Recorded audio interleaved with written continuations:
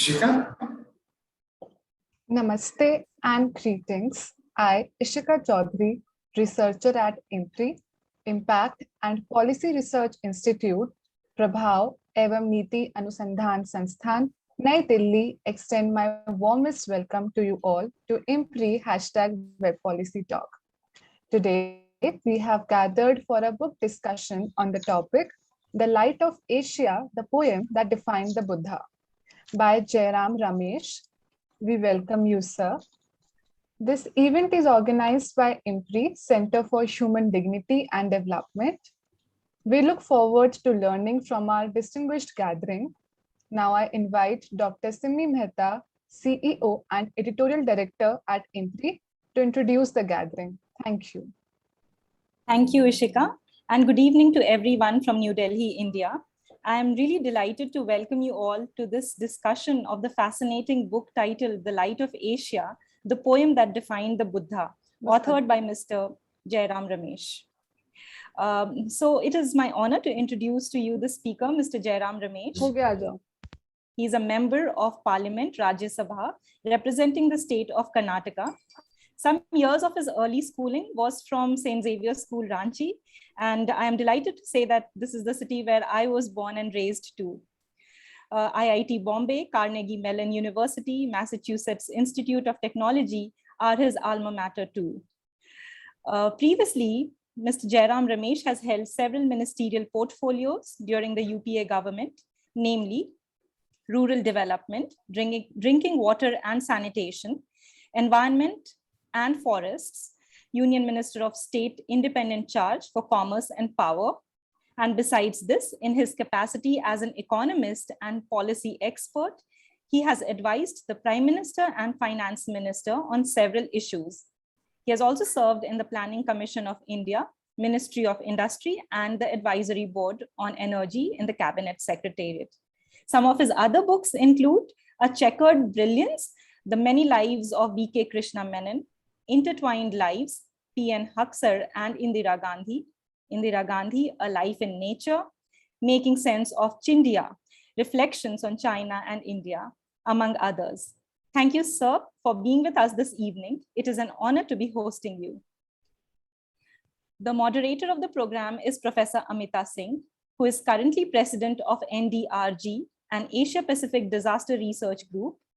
She is a political theorist and has extensively worked on Bertrand Russell's philosophy.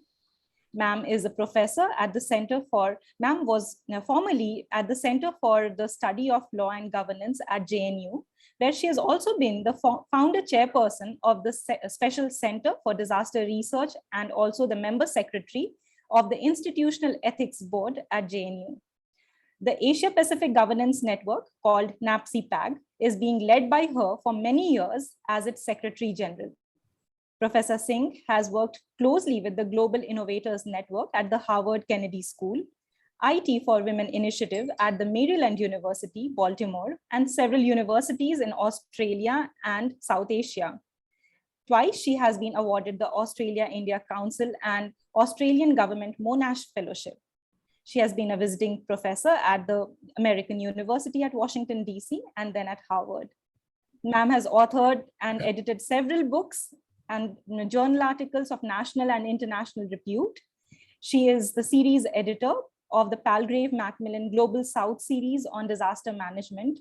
And currently she is the lead editor for a global handbook on disaster studies by Springer Nature. Welcome, ma'am. Our eminent discussants for today are Professor Tansen Sen and Professor Wasantha Seneviratne, who are joining from Shanghai and Sri Lanka, respectively. I'll take a moment to introduce our discussants. Professor Tansen Sen is a professor of history, the director of the Center for Global Asia at New York University, Shanghai, and Global Network professor at New York University. Some of his books include Buddhism, Diplomacy and Trade, The Realignment of Sino-Indian Relations, India, China, and the World, A Connected History, Traditional China in Asian and World History, Buddhism Across Asia, Networks of Material, Cultural, and Intellectual Exchange, among others. And currently he is working on a book on Zheng He's maritime expeditions in the early 15th century, a monograph on Jawaharlal Nehru and China, and co-editing the first volume of the Cambridge History of the Indian Ocean. Welcome, sir. Professor Seneviratne is the head of department and professor in the public and international law at University of Colombo, Sri Lanka. Ma'am is the director of the Center for the Study of Human Rights, a research institute affiliated to University of Colombo. And she has authored, edited, and published numerous book chapters, research articles in national and international journals. Ma'am is the editor-in-chief of the Sri Lanka Journal of International Law. She is a member of the Expert Committee on Making a New Constitution, team leader, member of the National Monitoring Committee on Child Rights, and a member of the Law Reforms Committee of the National Child Protection Authority, and a member of the former National Steering Committee on Police Reforms. So welcome, ma'am.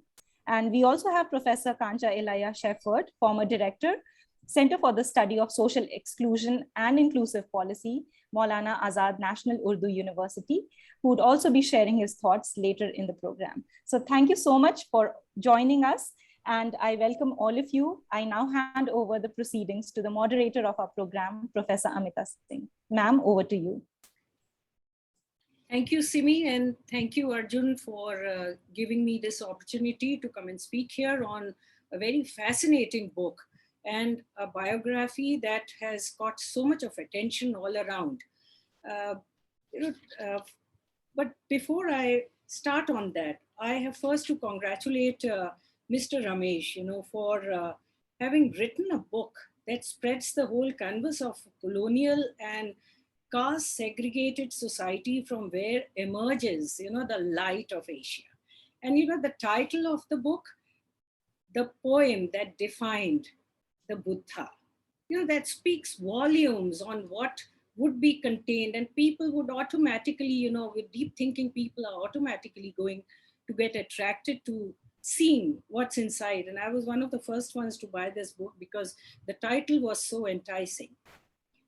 Sometimes, it appeared that Mr. Ramesh was narrating the evolution of academic institutions. The first few chapters were on Pune and then Bombay, and how some of these key institutions came up. And then the monopoly of caste over the right of others to learn.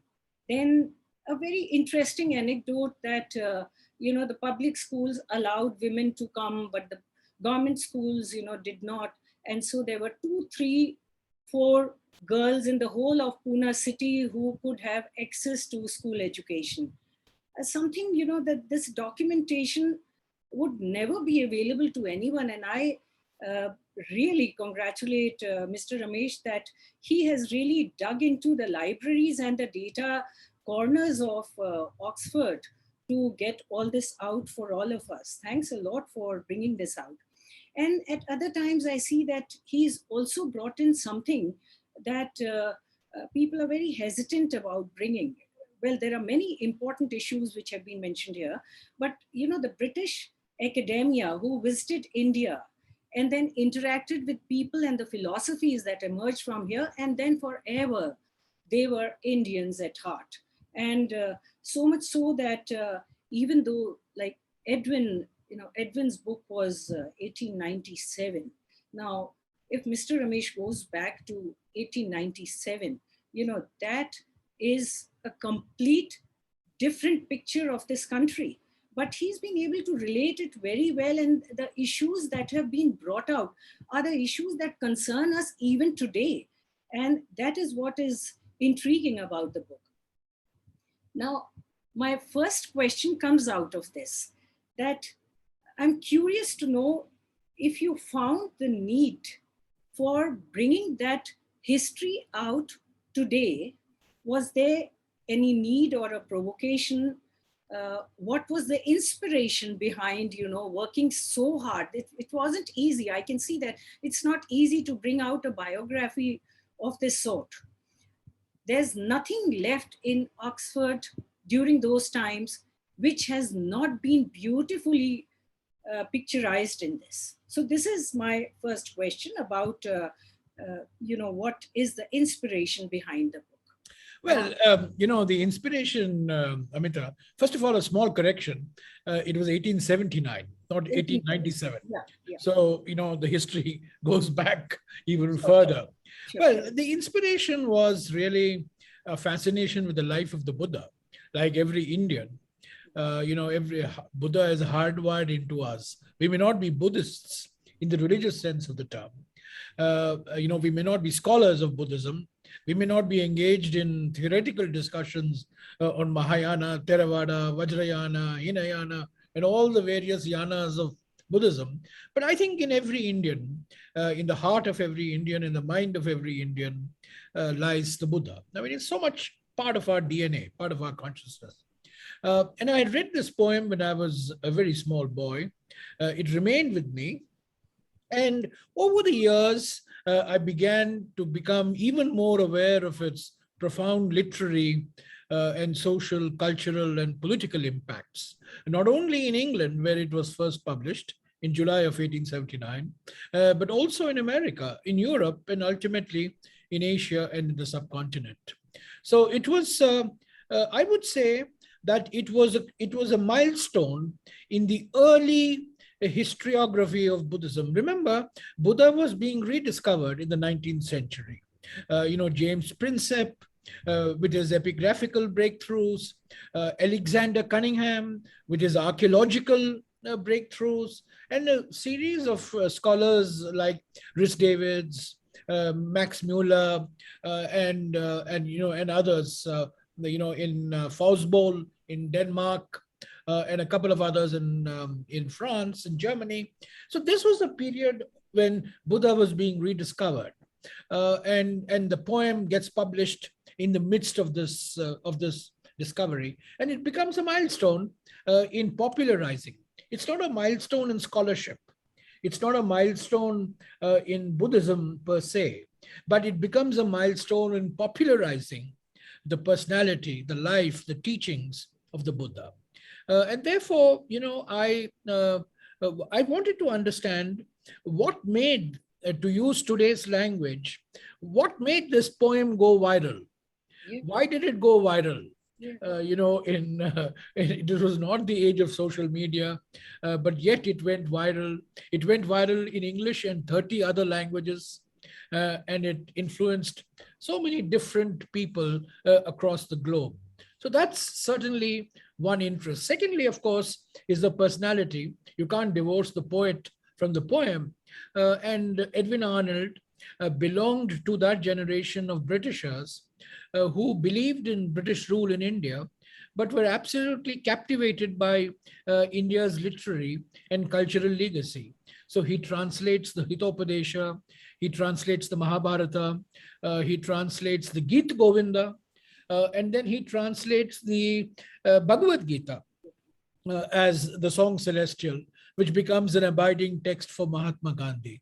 So I wanted to understand more about this poet, who wrote this historic poem. Thirdly, there's the Bodh Gaya dispute, the dispute over the Mahabodhi temple. And it's almost like the dispute on Ayodhya, which we have lived through in our times.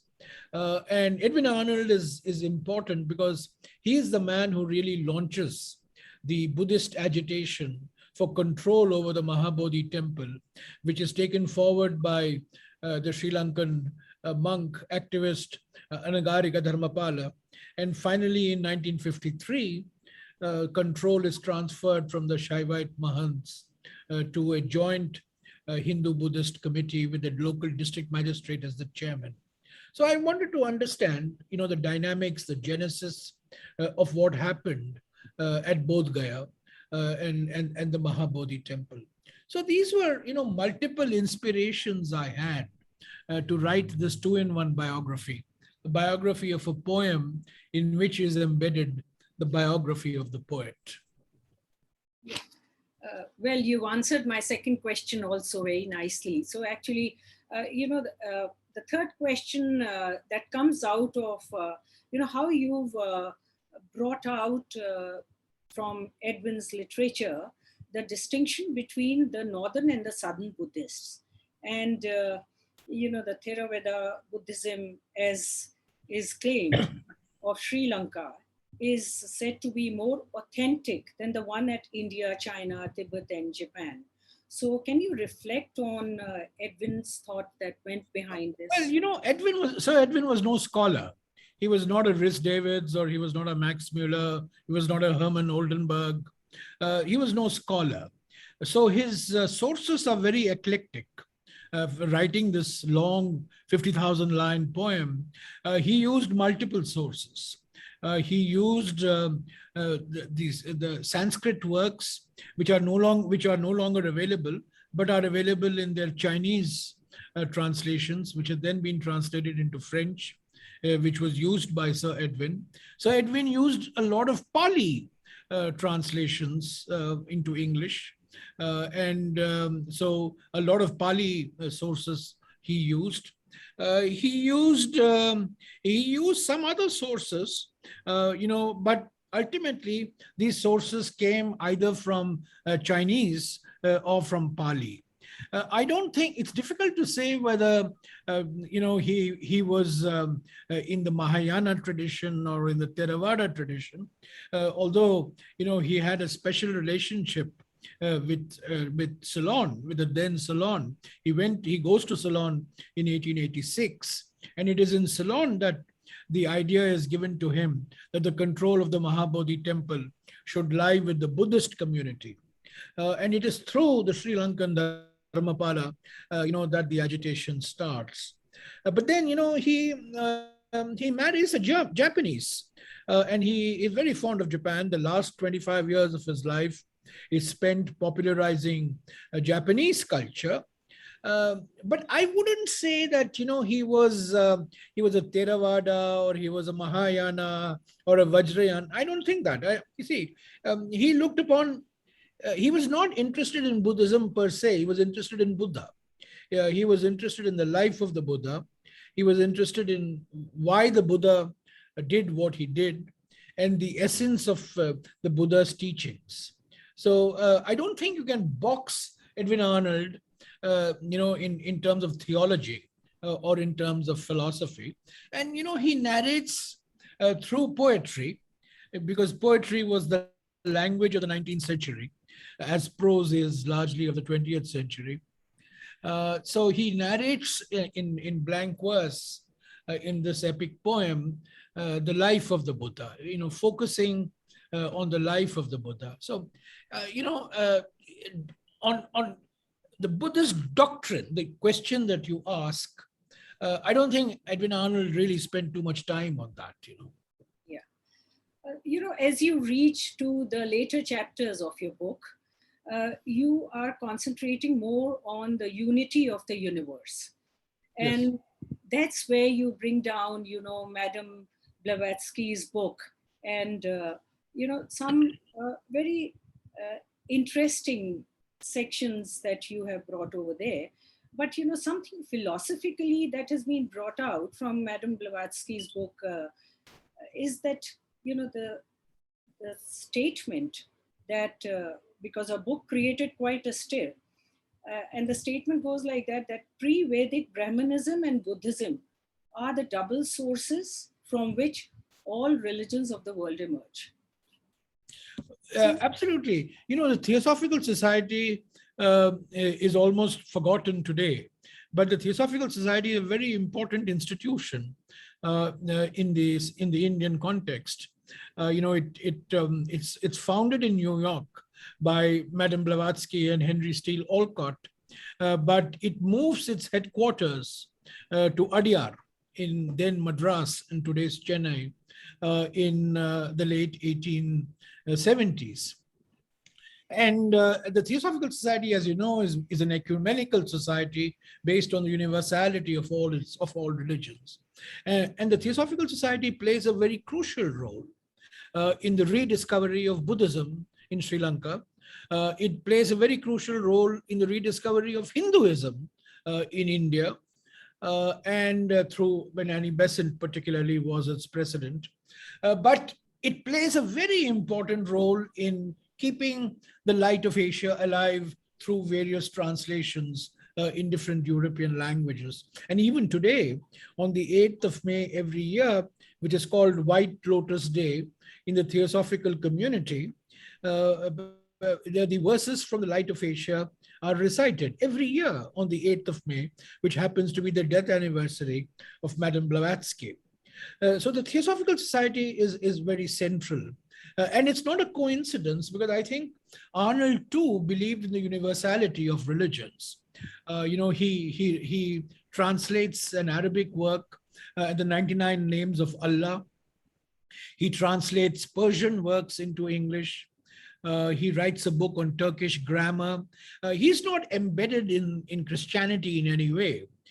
In fact, I've recounted in great detail that when he was principal of the Pune College between 1857 and 1860, which subsequently becomes the Deccan College, he was very, very hostile towards missionary activity. He did not approve of the Scottish Presbyterians and other missionary organizations which were then active in and around Pune in other parts of Western India. So he was ecumenical, he was agnostic, a deep suspicion of organized dogma, organized church, and hence his fascination, in my view, with the life of the Buddha. He doesn't see, in the poem, he doesn't focus, the divinity of Buddha is irrelevant for him. It's the humanity of Buddha that he focuses on. And I think that's what really gave this poem the extraordinary appeal it had and continues to have. In one word, I would say, it is the humanity of Buddha and not the divinity of Buddha. Sure. He doesn't focus on the divinity at all. Absolutely. And,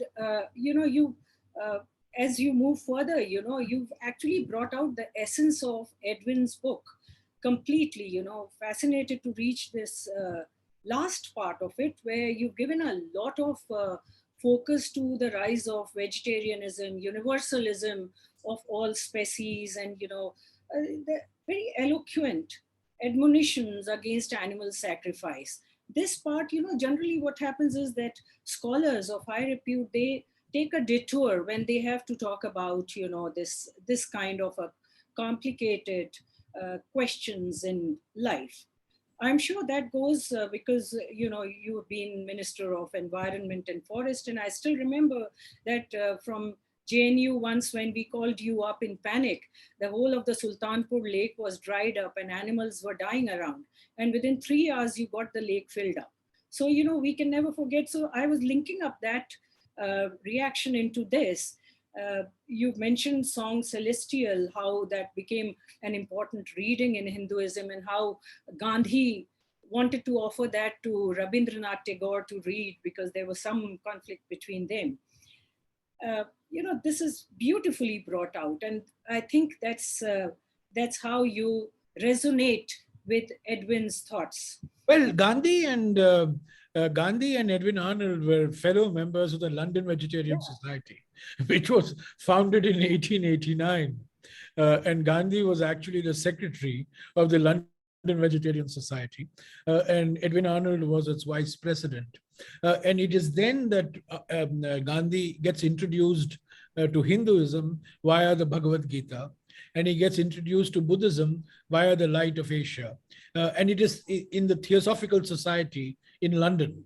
While the Light of Asia remains an impactful book on the life of Gandhi, Gandhi's entire life is inspired by the Bhagavad Gita. He writes about, he has translated the Bhagavad Gita into Gujarati as well. But the abiding text for Gandhi till the day he died remained Edwin Arnold's Song Celestial. And he's recommending this book to his family, to his children, to his colleagues. He's writing to Nehru, read this verse from the Song Celestial. And this, for Gandhi, and that's one of the reasons what makes Edwin Arnold so very important in Indian political history, that he has this extraordinary influence on Gandhi, through his song Celestial. He also, of course, the other reason why Edwin Arnold is important, and Kanchayalaya Shepherd would have something, I'm sure, to say on this, is the impact that he has on Dharmanand Kosambi. The greatest Pali scholar of the 20th century.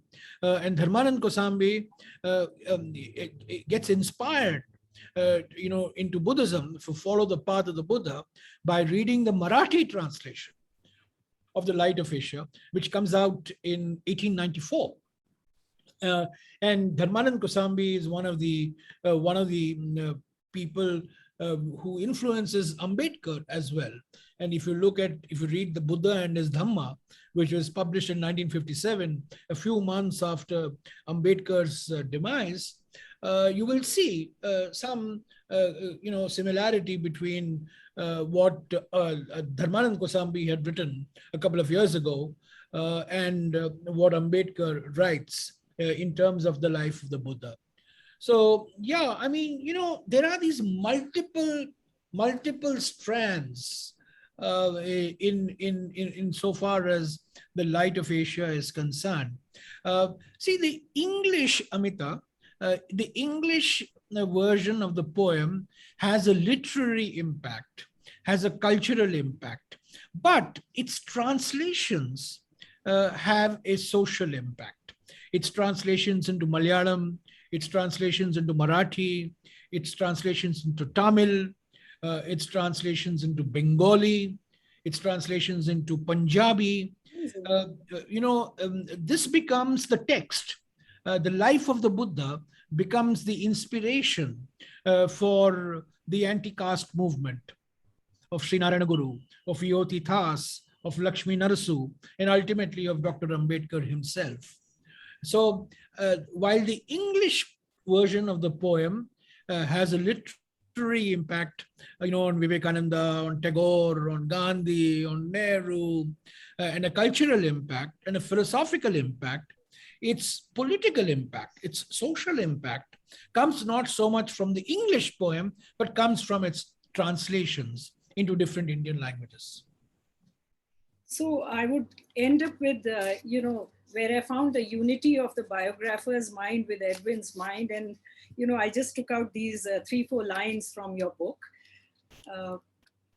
Teaching how fair this earth were if all living beings were linked, bloodless and pure, the golden grain, bright fruits. Seeing that knowledge grows, life is one, and mercy cometh to the merciful. That's where I sum up your beautiful book and the lovely thought process that goes while reading your book. And I hope you will do more biographies like these for people like us who just read our disciplinary contours. So thank you very much. Thank you, Amita. Thank you.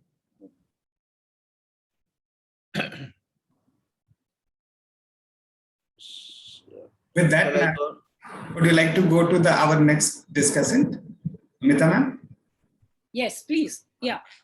So should I be the next? Am I the next, right? Yeah, Prof Tansen. Yeah. Thank you so much to IMRI for organizing this. Jairam and I have spoken about the book previously, but I wanted to emphasize 3 things and then ask maybe 3 or 4 questions that are related to me summarizing the book. I look at the book from a perspective of connections and networks that the poet Arnold created when living and after his passing. Same with the poem itself when it was published and long afterwards. Here I want to come back to something that Jairam just mentioned about the social impact of the translations. And finally, Jairam himself, because I think the book shows important aspects of doing research in this topic that very few people have actually worked on. So these are the 3 kinds of connections, networks that I'm going to just emphasize that stood out for me reading the book. The first is, of course, Arnold himself. and from his time in Oxford, coming to Pune, and then traveling back to London, going to US, and then to Japan, he creates various kinds of connections and networks, which are quite fascinating. And sometimes it's individual to individual connections that happen. Sometimes the connections are through letters. And this is, I think, one very important aspect of the book, where Jairam brings in some of the letters written to Arnold by people like Chulalongkorn, and then the connections they had through the letters, but with the Theosophical Society as well. And then so these connections continue after Arnold passes away. And so as Jairam points out, the Mahabodhi temple issue was actually not resolved until much later, but Arnold plays an important role in instigating the revival of Mahabodhi Society and Mahabodhi Temple as such.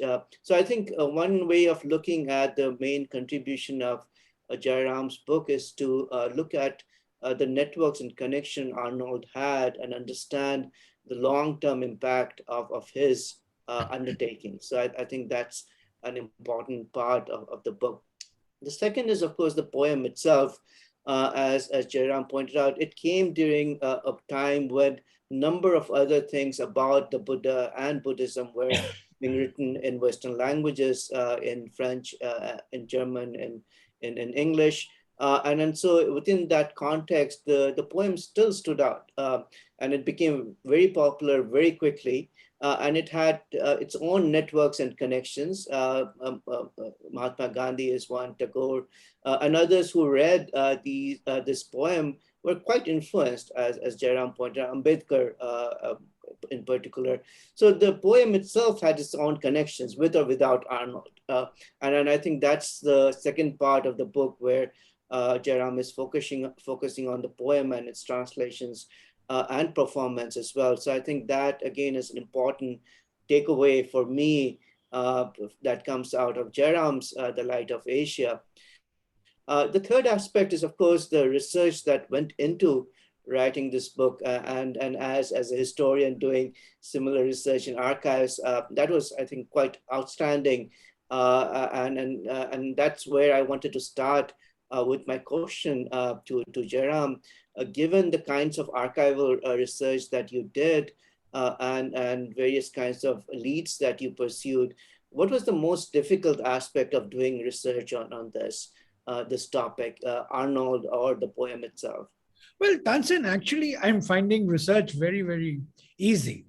I didn't start out of my study from where I'm speaking right now when I was researching and writing this book. Between March 2020 and December 2020. Access is so easy, Tansen, today.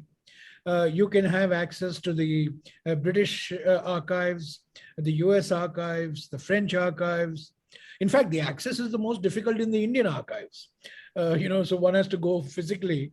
But luckily, some of the material in the Indian archives, were digitized. So I was able to get, so it was all digital access. I was able to get digital access, but it involved a lot of, preparatory work to find out where the material is. I mean, for example, I found a lot of Arnold's papers at the University of Texas in Austin. And of course, I also found them in Oxford and in the British archives. But a large number of these papers are available, strewn across the world. So I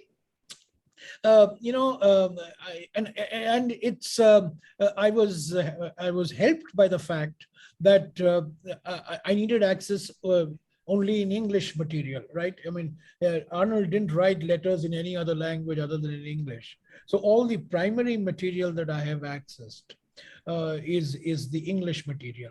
And where there was non-English material, for example, Dharmanand Kosambi is largely in Marathi.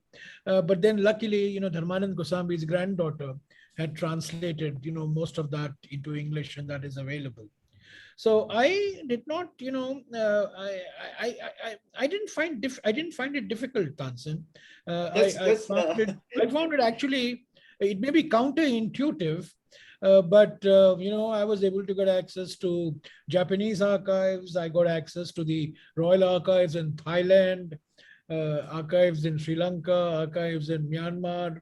It's only the Chinese archives, of course, I was not able to penetrate, and you tried to help me, because in 2015, as late as 2015, I discovered a Chinese translation of The Light of Asia. It was very interesting.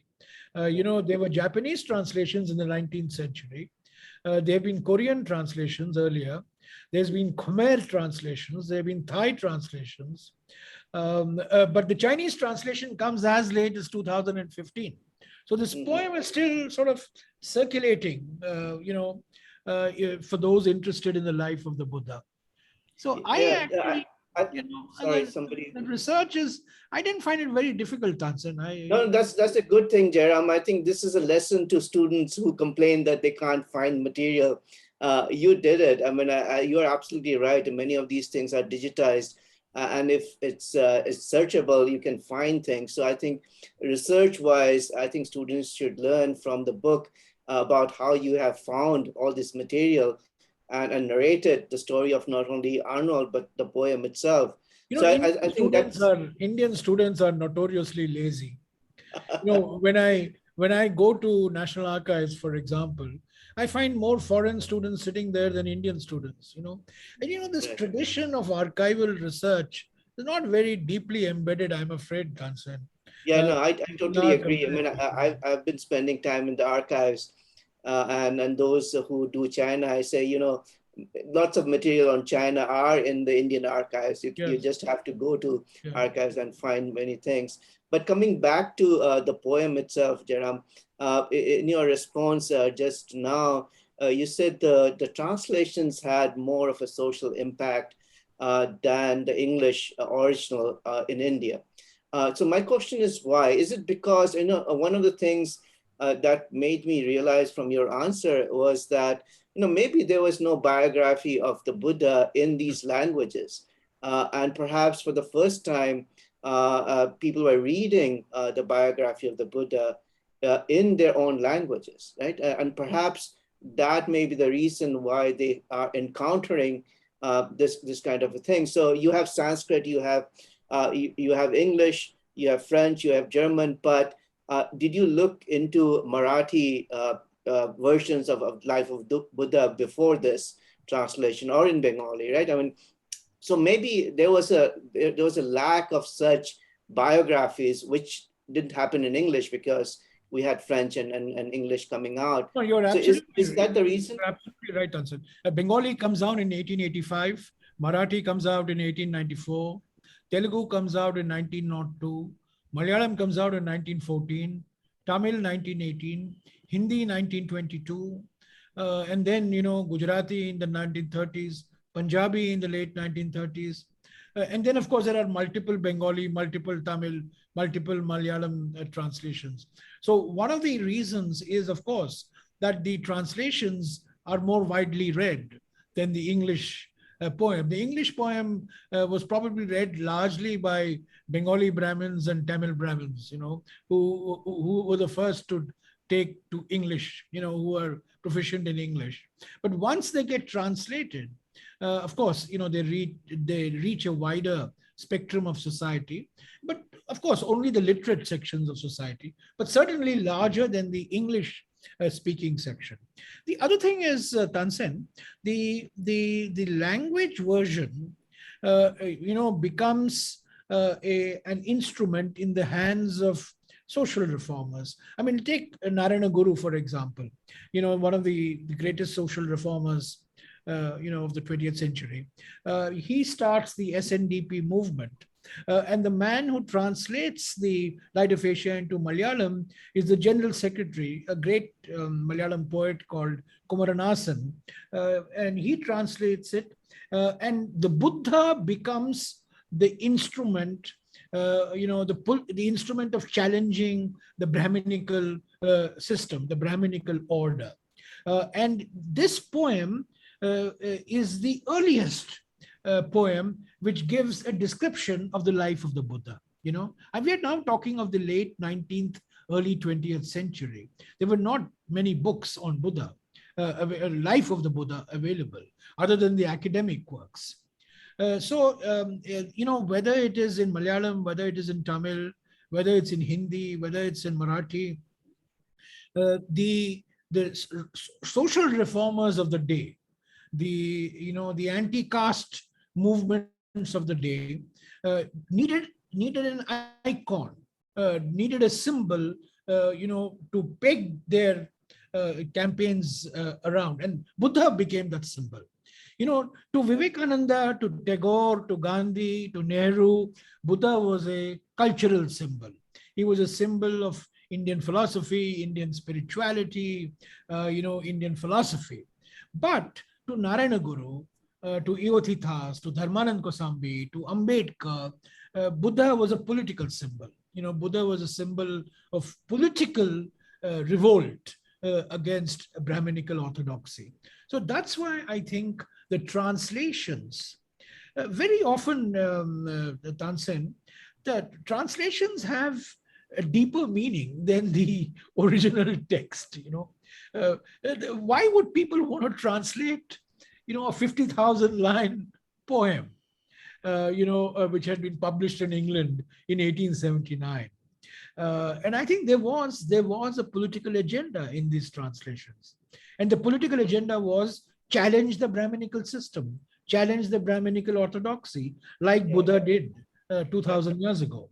So I think it's very important to see the translations very often are based on a larger agenda than the original. Clearly. And the other thing you mentioned, the literate reading it, but you also point out it was performed in drama, for example, right? So the performance itself must have attracted people into this political. It was hugely popular. It was Girish Chandra Ghosh, the father of modern Bengali theatre, and you know about this much more than me, who translated the poem, adapted it for stage as Buddha Charita. And it was seen by no less a man than Sri Ramakrishna Paramahamsa himself at Star Theatre, in 1885, when it was performed in Calcutta, and it became one of the favorites for Vivekananda as well. Right. So yes, it influences Abhinandranath Tagore in his paintings. It becomes the basis for the Indo-German film of 1925 called Light of Asia in English, Prem Sannyas in Hindi, and Der Jucht ASEAN in German. The impact, that's why I call this impact not just a literary impact, but it's a cultural impact. Right. And I think it has a huge cultural impact in India and in other parts of the world. No, that's true. I think that translations and the performance had a very different kind of an impact in India compared to, as you point out, English or foreign language translations elsewhere. I just want to say one thing, to the rest of the world, and in fact, to many people in India, Buddha represents contemplation, meditation, and so on and so forth. But there is a community, large community, for whom Buddha represents revolution, for whom Buddha represents social protest, for whom Buddha represents, the spirit of, the spirit of completely reordering society on the basis of equality and fraternity. So I think, both these Buddhas are important, but I think the contemplative, meditative Buddha gets far too much importance, and the political, social Buddha, gets far less importance. And I think it's Ambedkar who really saw that. And Ambedkar's life was anchored in the political and social Buddha, not the contemplative and meditative Buddha. Right. So Jairam, one last question about the man himself. Perhaps the most controversial aspect of your book, maybe one of the two most controversial aspects of the book is calling him a soft imperialist, right? And so on one hand, you point out that he was defending the British rule in India, and then you call him the soft imperialist. I don't know if people have questioned you about that, but how do you define a soft imperialist? What makes somebody a soft imperialist? I'll tell you, Robert Clive was a hard imperialist. Warren Hastings was a soft imperialist. I mean, you know, there is a distinction, and I know this is controversial. I know Shashi Tharoor, has a different point of view, but I do believe that there was a generation of British administrators, British scholars, who, while they believed in the essentiality of British rule in India, were nevertheless captivated and fascinated by India's cultural and literary legacy. William Jones, James Prinsep, Alexander Cunningham, Max Muller, Edwin Arnold. These were Monia Williams, Rhys Davids. I think these people were, they didn't believe in independence for India. They had no sensitivity to India's aspirations for self-rule. They didn't even believe in self-rule for Ireland, let alone India. But at the same time, they spent all their lives studying Sanskrit, studying Marathi, in the case of Edwin Arnold, translating these works. I don't think they did this to justify British rule in India. I think they did this because they genuinely they were genuinely in love with that aspect of India. That's why I call them a soft imperialist. They believed in British rule. They knew that British rule would end at some point of time. They were not agitators, for the ending of British rule. But at the same time, they went out of their way to rediscover India's ancient past and popularize it. So why would Charles Wilkins translate the Bhagavad Gita into English in 1784? Did he do it to justify British rule in India? Did Edwin Arnold write The Light of Asia to justify Queen Victoria's rule in India? No, I don't think so. So that's what I call a soft imperialist. It's a controversial thesis, I know. Yeah, we might come back to that, but I'll let the other questioners to ask questions, maybe. Arjun? We can go to Professor Wasantha. Ma'am? Thank you very much, Professor Amita Singh, for giving this wonderful opportunity, and greetings from Sri Lanka. I'm really honored by having this invitation. Honorable Shri Jairam, I was very carefully listening to your very rich, enlightening thoughts, and so much inspired. The depth of your thoughts and the way that you link the character of Lord Buddha and the philosophy to the contemporary world. So let me begin with some perspectives on having some interfaces between Buddhism and Lord Buddha's character to human rights discourse currently happening, as well as from a gender perspective. You know that because I understand that I am from Sri Lanka, and in Sri Lanka, more than 75% of population are born Buddhists. But I don't think that all these Buddhists really understand the true spirit and letter of what Lord Buddha said. So that is the social struggle or the political impact that Lord Buddha wanted to have in the ancient Orthodox India. So, I mean, India and Sri Lanka, the cultures are not very much differ from each other. I think this Sir Arnold, the book, that is the title of the book, which is The Light of Asia. This shed a light to the Asia, because the Asia was so much engrossed with the caste, the creed, the gender discrimination, and so forth. So this light actually attempted to eliminate those injustices in the society, inhumanities in the society. I think that is a message that we should carry forward. I think that you are trying your the highest in doing that, being a politician and a social activist and an intellectual. I think this, your book, Light of Asia, definitely will do that. So I'm so grateful to that. So let me share some other anecdotes. When I was a school girl, in one of the girls' school named Ratnavali, so I came to know first about the book named Light of Asia, authored by Sir Edwin Arnold, because that the school was founded by Sir Henry Olcott. So like my school, many other schools, that we were feliciting Sir Henry Olcott, that Brahmachari, Anagarika Dharmapala, Madam Blavatsky. So then those messages came to our mind to understand how these foreigners, I mean, apart from Anagarika Dharmapala from Sri Lanka, the foreigners, Henry Olcott, Blavatsky, and why that those were inspired by this poetic form of Lord Buddha, and what kind of a message it carried to them to come to Sri Lanka and to have a huge difference in terms of education, the way of life, looking at the systems, the modernization project, the revolution to happen, you know, in the colonial and post-colonial Sri Lanka.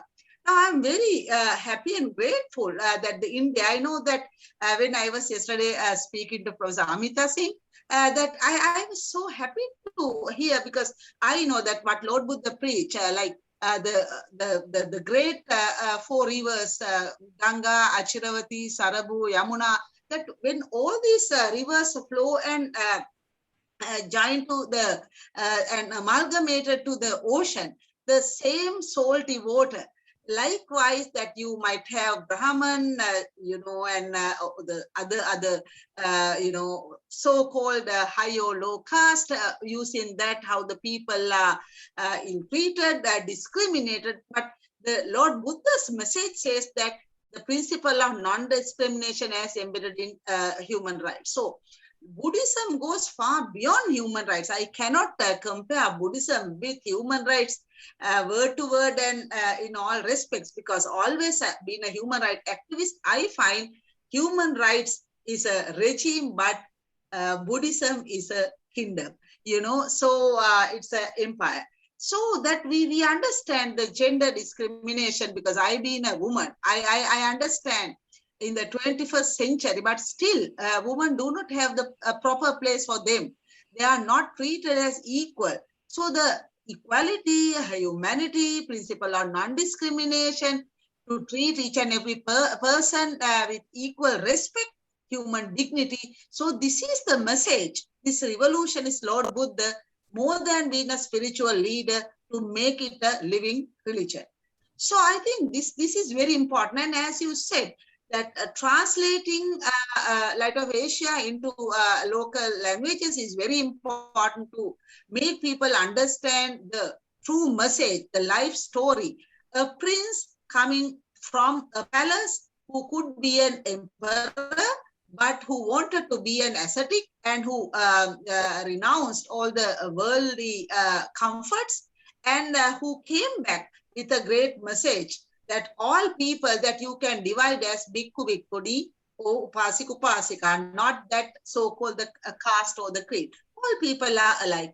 All living beings should be treated equally. That is how Buddhism goes far beyond human rights, because human rights talks about human existence and human dignity. But Buddhism talks more than that, about many relationships, how the spouses should treat to each other, how employee and employee should treat to each other, you know, so how a teacher, the pupil relationship, how that they should treat each other, and the peers, the friends to friends. So these are some of the great messages that actually those hit the very foundational discriminatory roots to be uprooted. And I think Lord Buddha's light was shed as by Arnold, and now it's Honorable Shri Jayaram. We are very grateful to you for enlightening through the message of Light of Asia and Lord Buddha's character and enlightenment and the doctrine. Thank you. So I think Shri Jayaram, I think you have great understanding of all how Sri Lanka and many jurisdictions, how that they have been inspired, motivated, and inculcated with the values. And I think this message will go beyond the borders. this transboundary impact of Buddha's message, and your great effort is really acknowledged and inspired. Thank you. Well, thank you, Professor Seneviratne. Actually, Sri Lanka plays a very important role in the revival of India's Buddhist heritage. Without Dharmapala, in the early part of the 20th century, the Mahabodhi temple would not have assumed the importance it assumed. And neither would Sarnath would have been restored the way it got restored. So Sri Lanka plays a very important role. And of course, the discovery of Pali sources in Sri Lanka, very important source material for not only Edwin Arnold's poem, but for scholars like Dharmanand Kosambi and Dr. Ambedkar himself. So, but the one point you make, which I do want to stress, we use the word nowadays, as I said, we use the word viral.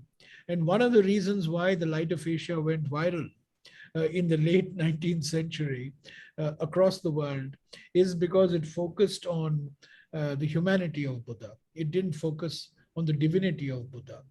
And India is a divinity surplus, humanity deficit country.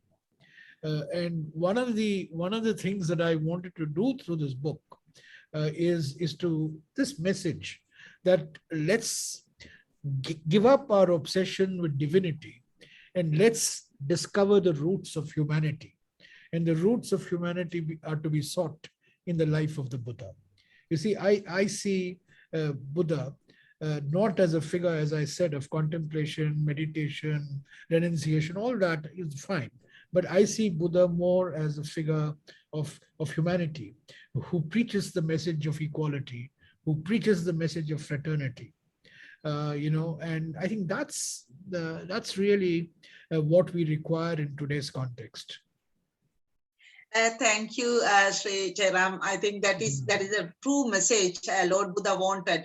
I mean, the spirituality, afterbirth, Nibbana, those are something beyond our, the living horizons. But we want to see that each and every person is treated equally, as well as with humanity, and to respect their human dignity. So to treat each other like one you treat that yourself, that you have to treat the other person as the same. So that is the greatest message that Lord Buddha wanted to spread. And I think that you very correctly pointed out that. Thank you. Well, I think, the greatest contribution of Buddha was to tell us, forget thinking about afterlife, but, think about ethics in today's life. How do you lead an ethical life today? And I think Dr. Ambedkar had the best description of Buddha. He writes, Buddha was not a mokshadata. Buddha was a margadata. He did not tell us moksha, but he showed us the marga. So I think that's really the message that we need to carry out. Thank you, Professor Wasantha. And sir, Professor Kanchalaya sir is also with us. Sir, would you like to pose some of the questions? Then we can go to Professor Tansen Sen again. Sir had some points left. Kanchalaya sir. Thank you very much. Ramesh, I was reading your introduction in the reproduction of one of the websites, and then few chapters and 2-3 reviews. Now then I was thinking about the times in which you wrote this book and how does it work in a context of BJP ruling and Narendra Modi trying to use Buddha in international platforms more, not in India. RSS does not use him at all. And in your influences, except one name that you mentioned, Arnold's poem influenced Vivekananda, who in turn is used by RSS more. Then, of course, some Congress people like you and of course, Shashi Tharoor uses him more as if he was his own, but RSS owns him more. So there is no other Hindutva thinker and writer, right from Savarkar, who was influenced by this poem. It appears, even you didn't mention any one of them in this. The others were liberals and so on.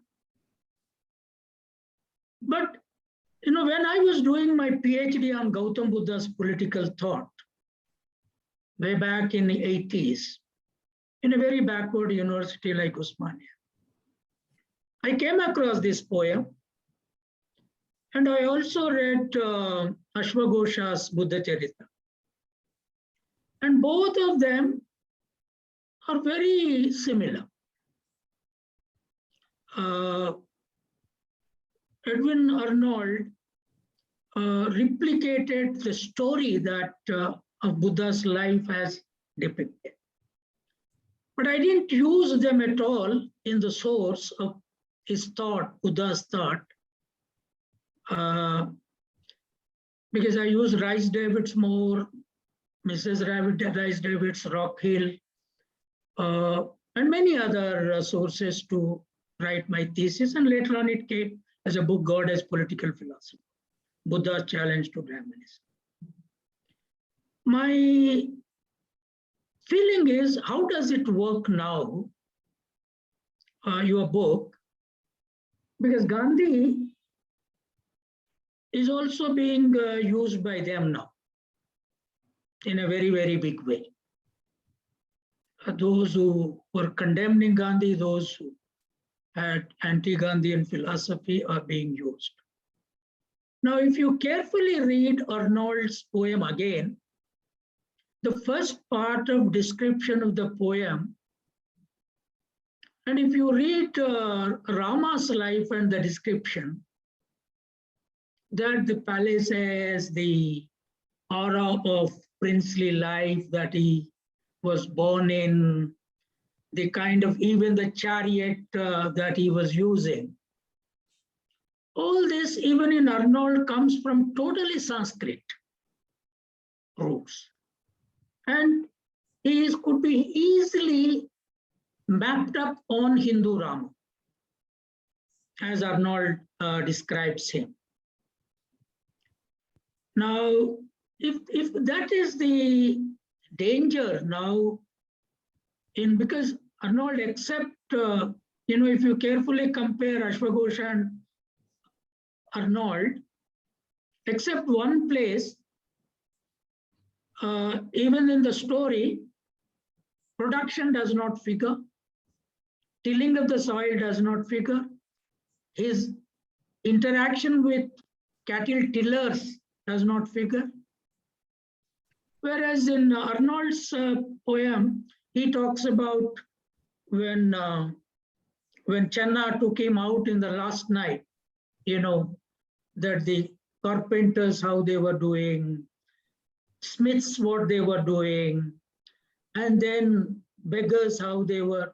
There are some occupations, artisanal occupations mentioned in this poem. Ashwagosha does not even talk about it. So in Hindu literature, Shudras do not exist, production does not exist. In Arnold poem, Buddha is not a tribal prince, but Buddha is a fully Kshatriya prince like Rama. Now you are trying to introduce him. No, good that you said, good that Narendra Modi gave you this time. If he uses the same book to give you more time, what do you do?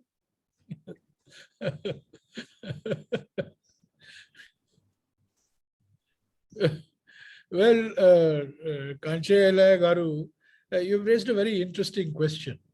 What was the reaction to this poem, either in English or the translations, amongst the Hindutva icon community? It's a very interesting question that you have raised.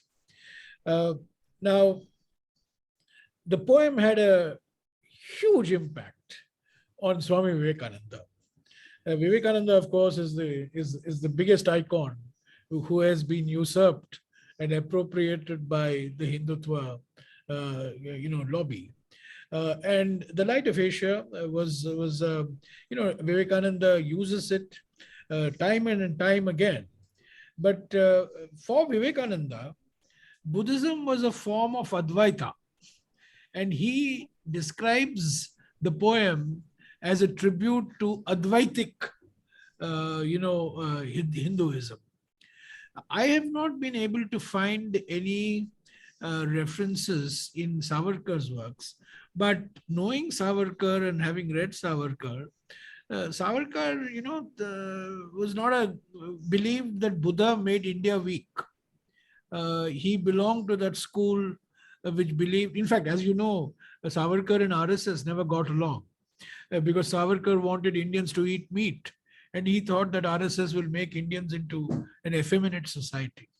And for Savarkar, Buddha was a man, was somebody who weakened India by his philosophy, not strengthened India. That's his view.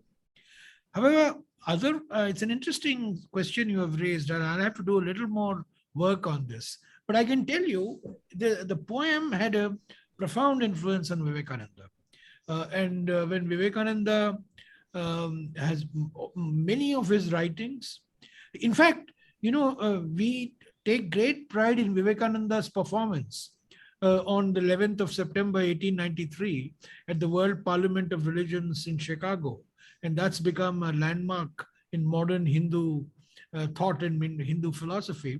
But the other superstar that day in Chicago was Angarika Dharmapala, who was representing one of the representatives of Buddhism. But in India, we don't remember that. In India, we remember only Vivekananda. No, you are right. You are right. Just one small interaction is that Vivekananda has been influenced by Arnold's poem, Buddhism, and he also talked about the Shudra's right to priesthood. Yes. No doubt. Yes. But in your introduction, you said that it was Churchill who wrote a letter to Nehru, indirectly hinting that Nehru was the living light of Asia. Yes. The last line, Yes, yes. And when the present BJP government is putting a statue of Vivekananda in Jawaharlal Nehru University, is to displace that Jawaharlal Nehru, not your Vivekananda. There are several Vivekanandas. There is Savarkar Vivekananda, there is Mohan Bhagavat's Vivekananda, there is now Ram Madhav's Vivekananda, and there may be one Vivekananda of Modi. I have never heard about Amit Shah's Vivekananda. He doesn't refer to philosophy, he refers to political opponents only. And there is Shashi Tharoor's Vivekananda. And there seems to be Jairam Ramesh Vivekananda. But all of them are against Nehru. There is Nehru's Vivekananda also. So it's not, I don't think it's right to pit Nehru versus Vivekananda. Nehru is, if you read Nehru's Discovery of India, and if you read Nehru's letters and his selected works, great admirer of Vivekananda. He was an admirer of Vivekananda, the activist, admirer of Vivekananda, social reformer. He was an admirer of Vivekananda as a man who, the great exponent of Advaita philosophy. So it's not, I beg to disagree respectfully with you. I don't think that, you can say that Nehru was anti-Vivekananda or he was... No, he was not. He was not. But he was not. BJP is like that, right? BJP is using. I wouldn't lose sleep if there is a statue of Vivekananda in Jawaharlal Nehru University. Frankly, we have bigger things to worry about than a statue of Vivekananda. So but it's the selective interpretation. Now, for example, the RSS is trying to appropriate Ambedkar, but they forget that when Ambedkar became a Buddhist on the 14th of October 1956 in Nagpur, there were 22 pledges that he gave to his followers before he embraced Buddhism. And one of the pledge was to reject Lord Rama. The second pledge was to reject Vishnu and to reject Indian gods. Now, RSS has forgotten that. Mr. Modi has forgotten that. And he keeps, trying to appropriate Dr. Ambedkar. But what about the 22 pledges that Dr. Ambedkar took along with 300,000 followers when he became a Buddhist? You know this better than all of us. Yeah. That's right. These 22 pledges. No, that's right. I think, but however, I think it's a very important book, and the kind of poetic influence in the English world introducing West. After I was asked to speak, I looked at his Arnold's bio sketch, his book, The Light of World. Yes. Jesus was not very popular. No, it fell flat. He wrote Light of the World, which was on the life of Christ, but there was no market for it. But there was a market. Because there were better works on Jesus and the way Jesus was. But I think Arnold was more of Sanskritized scholar. No market, but there was a market for the life of the Buddha. Yeah, there was. Yeah. Okay, thank you. All the best for your book. Thank you, Kanchaya Garu. Thank you. Thank you very much, Professor Kancha. Tansen sir, would you like to finish your points? No, I think there's a question from the audience, so maybe we can ask them to, somebody has raised a hand if you want to ask them. Sir, I will try to bring them in. Meanwhile, if you can proceed with your points. Yeah, so staying on the political issue, Jairam, the one thing you mentioned up front is linking Ayodhya to the Mahabodhi temple issue, right? So there is a larger conflict going on with the Mahabodhi temple and Ayodhya, as you mentioned. Why is that important for you to understand Arnold, his life, his contribution, or the poem? Is there any relevance between? Yes, it was the process of negotiations, Tansen. It took 70 years to negotiate, and it was a negotiated settlement between the Mahabodhi Society and the Indian National Congress first, and subsequently the government of Bihar and the government of India.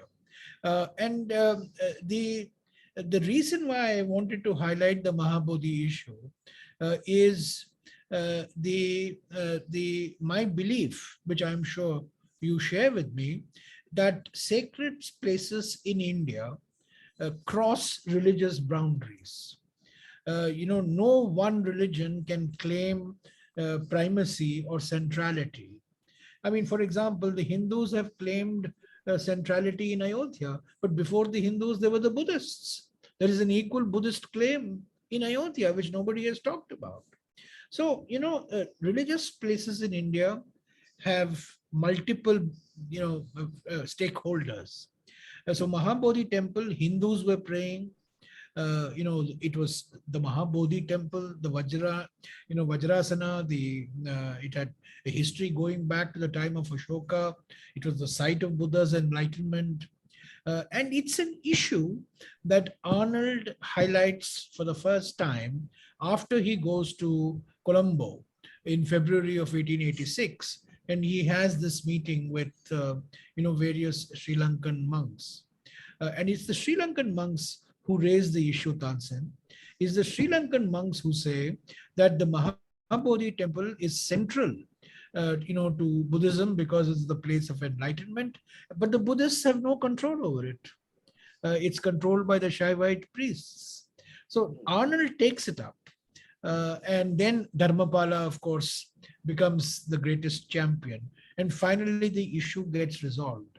So I am, I wanted to use the Mahabodhi temple in the context of the Ayodhya dispute to highlight how the dispute arose, but also importantly how the dispute finally gets resolved, by May of 1953. Incidentally, the solution that we came up with, it's a typical Indian 50-50 solution. What happened in 53 was that the control over the Mahabodhi temple went from the Shaivite Mahant to a committee, a management committee, 50% of whom are Hindus, 50% of whom are Buddhists, and the local district magistrate is the chairman. And that is the structure which exists even today, even though the Bodh Gaya is a UNESCO heritage site. But there are many Ambedkar Buddhist organizations who are unhappy with this solution, who say that if Hindus can have control over Ram Janmabhoomi 100%, why can't Buddhists have control 100% over the Mahabodhi temple? And this is a question that they have raised. They've raised it a few years ago. In fact, after the Babri Masjid demolition, many activists, Ambedkarite Buddhist activists in Bodh Gaya said that, just like there is a Babri Masjid issue, there is a Mahabodhi issue, which had been settled in 1953. But subsequently, of course, that agitation has died out. But it's very much part of Indian political history. But were you trying to make an implication that the Ayodhya issue could be resolved the way the Bodh Gaya issue? When I wrote the book, the Ayodhya issue had been already resolved, quote unquote, through the Supreme Court judgment. Right. Yes, it could have been resolved through negotiations. It could have been resolved. Gandhi was involved, Nehru was involved, Rajendra Prasad was involved, the local Bihar Congress people were involved, and of course, Dharmapala was involved till his death in 1933. But yeah, no, I was not saying so much that Ayodhya could have been resolved this way, as much as to highlight how the Mahabodhi temple dispute arose, because it was the dispute over a religious site for almost 50 years of the 20th century. Let me, you understand Hindi, Tansen, don't you? Yes. So let me recount to you a conversation I had. As soon as this book came out, a few days later, a very senior politician belonging to the BJP, in fact, belonging to the RSS wing of the BJP, called me and he said, Jairam ji, मैं आपको बधाई देना चाहता हूँ. So I said, क्यों? तो he said, नहीं, आपने एक ऐसा अजीब किताब लिखा है. तो I said, अजीब कैसे? तो देखिए, मैं बिहार का रहने वाला हूँ. मैं 40 साल से बोध गया जा रहा हूँ. हर साल मैं 3-4 बार बोध गया जाता हूँ. पर मुझे कोई जानकारी नहीं थी कि महाबोधि का ये इतिहास है. मुझे कोई जानकारी नहीं थी. मेरे नॉलेज में था ही नहीं कि धर्मपाला थे, एडविन आर्नल्ड थे, और ये महंत के बीच में इतना कंट्रोवर्सी चल गया, हाई कोर्ट तक गया, और यहाँ एजिटेशन हुए. मैं 3-4 बारी जाता हूँ बोध गया, और मुझे कुछ ऐसा महसूस नहीं हुआ कि ये एक ऐसा स्थान था जो 50-60 साल तक यहाँ ये आंदोलन चला. I'm just telling you. So, people don't understand what the background to the Mahabodhi temple issue is. It's a very important issue, Tansen. Yeah. Great. We also have Dr. Kokila Konasinghe, ma'am, who want to highlight a point. Ma'am, please go ahead. Kindly be brief. Yes. Aibowan. Greetings from Sri Lanka. And it's an absolutely pleasure and honor to join with you today, unexpectedly, of course. But I was looking forward to participate this event, but not as a panelist, but I consider this as a great honor for me. So thank you, Amita ji and everyone else in the panel. I've been listening to the whole conversation, and I'm absolutely fascinated by the comments and the ideas flowed in. And I thought that with my humble knowledge and with my humble expression, I should also add something. And thank you very much, Sir Shri Jayaram Ramesh. I actually agree with you by all means that your effort to enlighten the humanity part of Buddhism. The reason why I'm saying is when I go overseas and when people ask me what my religion is, when I say I'm a Buddhist, they think that it is a religion.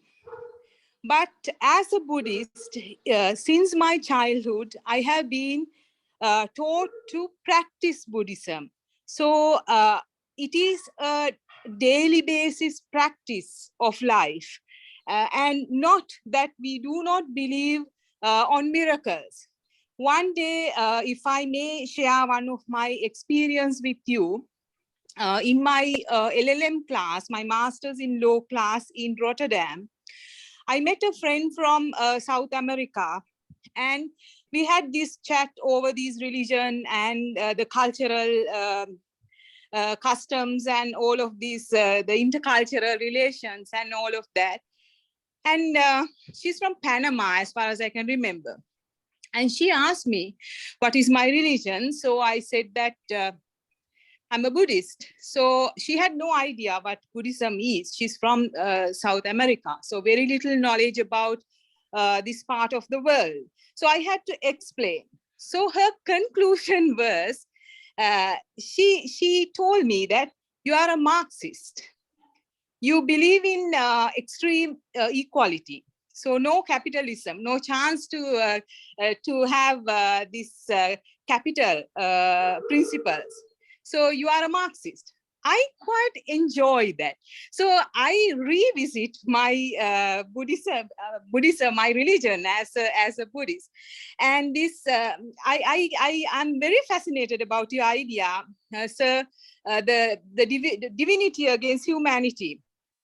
Because this whole idea of Lord Buddha as Prince Siddhartha, he was a rebellion, in my opinion, going against the whole conventional patterns, traditionals, and beliefs.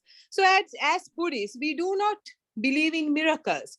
It's all about your conscious and what you do. So in Buddhism, we are not allowed to confess. We can't believe in confess. If you do, you have to deal with it. So things like that amaze me in my religion. And also this whole idea of this going against the caste system and all the traditional acceptance principles and practices. That is amazing. So this humanity part, and the Buddhism is a universal concept, philosophy. So anyone can be a Buddhist, regardless of what belief they have in their own God. And also with my South American friend, I said that I do not believe in God. I do not believe that miraculous power is there. So that's why she labeled me as a Marxist. So those are the things that I want to contribute. So thank you very much for getting me into the panel. Thank you so much. Thank you. You know, one of Dr. Ambedkar's most famous pieces was called Buddha or Marx. And he compares Buddha and Marx, and of course comes to the conclusion that Buddha is a greater, because of who he was. And you're absolutely right. You know, it's not the reason why the Light of Asia became very popular is because Edwin Arnold popularizes the life of the Buddha, who did not require belief in God, who didn't require belief in heaven, who did not require belief in hell, who did not require belief in church, who did not require belief in a pope or a bishop or a vicar, And that's the reason why in the late 19th century, there was hunger for a pre-Christ, Christ-like figure, and who's known for for human values and not for performing miracles. And that's one of the reasons why this book, the poem, became so very popular across the world. Right, so we are way out of time. Time to wrap up now. I would ask Professor Amita Singh to conclude with her remarks, and then we also go to Jayaram sir if you want to add anything. Amita ma'am, over to you. This has been a wonderful experiment on discussing a book during these times. You know, there is so much happening outside, and Arjun, you should be congratulated for providing this platform of peace and platform of, you know, compassion and of great ideas that flowed in today. So thank you very much, Mr. Jairam Ramesh, for, of course, writing the book and discussing and bringing out some very, very important facts from Edwin Arnold's book. And we look forward to more biographies from you like this, you know, and again, a platform like this where we could all get together and discuss these higher ideals. And Professor Tansen, thank you very much for being here. And Professor Wasantha, you know, again, I think we need a larger and a bigger gathering to discuss many more ideas that have been left somewhere midway. So thank you, all of you. And Arjun. Thank you. Jayaram. Thank you, Arjun. Thank you, Amita. Thank you, Tansen. Thank you, Professor Seneviratne. Thank you, Dr. Konisinghe. And I'm delighted to have had this opportunity to have this discussion. I'm sure that we will continue discussing some of these themes. I must tell Professor Seneviratne and Dr. Konisinghe, you know, I'm not a Buddhist. I'm not a scholar of Buddhism. I'm not a historian of Buddhism. But, you know, I've been profoundly influenced by the life of a Buddha. And many years ago, you have reflected so well. And that is what is most inspiring. I distinguish between Buddhism and Buddha. You know, I'm not so sure Buddhism is the answer to today's world, but I'm sure Buddha is the answer. Because, you know, I have deep suspicion of any ism. Because moment it becomes an ism, then it, you know, it gets into all sorts of complications. So, but I firmly believe that Buddhism may not be the answer, but Buddha is the answer. Sure. Thank you so much, sir. So formally give up a vote of thanks. Anshula, why don't you give a formal vote of thanks? Thank you. Yes, what a lively and wonderful discussion that was. And it's indeed my pleasure and my honor to be here and getting to learn from such a panel. And it's also a very humbling full circle moment from having heard Jayaram sir speak when I was in school to now delivering this vote of thanks.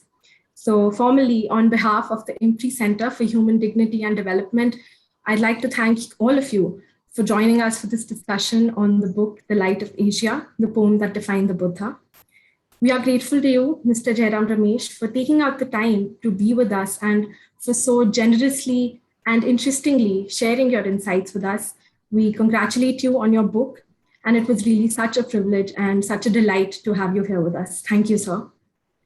We thank Professor Amita Singh for moderating the session, and Professor Tansen Sen and Professor Wasantha Seneviratne for joining us as discussants and adding their perspectives and raising such amazing questions that really shaped the discussion. Thank you. We are also grateful to Professor Kanchalaya Shepherd for being able to join us and for sharing his thoughts and comments. Lastly, of course, we thank our participants who are watching us here on Zoom or on Facebook Live or later on YouTube or listening to us on our podcast. On behalf of the entire IMPRI team, I invite you to tune into our future web policy talks as well. Thank you again and good night. Thank you. Good night. Thank you. Thank you so much. Thank you.